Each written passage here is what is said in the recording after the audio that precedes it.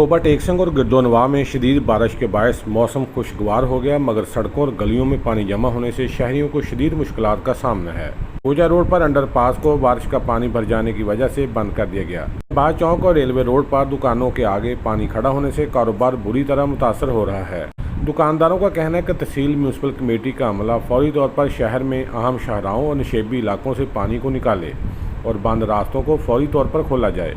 दूसरी जानब deputy commissioner Mohammad Suhail ने बारिश के पानी को निकालने के लिए टीएमए अमले को 24 घंटे मुतहरक रहने और नशेबी इलाकों से पानी निकालने की हदायत जारी की हैं। शहर की अहम शाहराहों पर कूड़ा करकट के बनाए गए पॉइंट से कूड़ा करकट नहीं उठाया गया, जिसकी वजह से तफन फैल रहा है। गुजरा रोड और थाना सिटी के करीब बनाए गए कूड़ा करकट पॉइंट पर बारिश की वजह से कूड़ा सड़क पर फैल गया है, जिसकी वजह से राहगीरों को मुश्किलात का सामना है। शहरी और समाजी हलकों ने तहसील म्यूनसिपल कमेटी इंतजामिया और डिप्टी कमिश्नर से मुतालबा किया है सड़कों और गली मोहल्लों से बारिश के पानी को फौरी तौर पर निकाला जाए और कूड़ा करकट के पॉइंट को साफ करवाया जाए ताकि शहरियों की मुश्किलात कम हो सकें।